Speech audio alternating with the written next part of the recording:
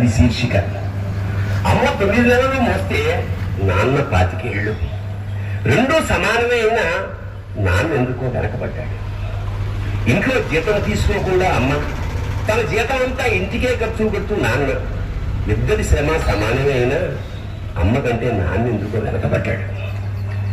ఏది కావాలి అంటే అది వడ్డీ పెడుతూ అమ్మ, ఏది కావాలంటే అది కొనిపెడుతూ నాన్న.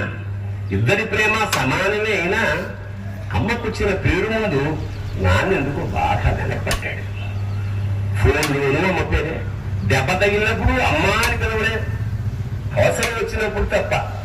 మిగతా అప్పుడు గుర్తు రానందుకు నాన్న ఎప్పుడైనా బాధపడ్డాడా? ఏమో. ఇద్దరూ సమానమే అయినా పిల్లల ప్రేమను పొందడంలో తరతరాలుగా నాన్న ఎందుకో వెనకబడ్డాడు. అమ్మకి మాకు బీరువా నిండా రంగురంగుల చీరలు బట్టలు, నాన్న బట్టలకు దండెం కూడా నిండదు. తనను తాను పట్టించుకోవడం కాని నాన్న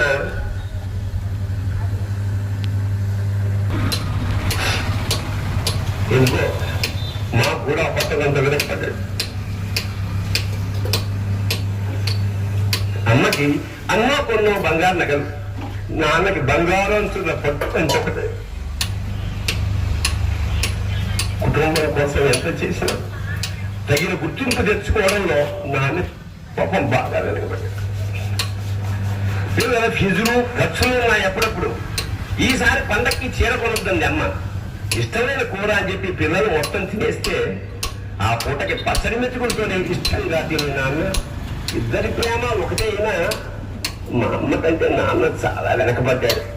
వయసు వెళ్ళాక అమ్మ అయితే ఇంట్లోకి పనికొస్తుంది. నాన్న ఎందుకు పనికిరాడని నేను తీర్మానం చేసుకున్నప్పుడు కూడా వెనకబడింది నాన్నే. నాన్న ఇలా వెనకబడిపోవడానికి కారణం ఆయన మా అందరికీ వెన్నెముక కావడమే. వెన్నెముక వెనక ఉండబట్టే కదా దన్నుగా నిలబడగలుగుతున్నావు. ఇది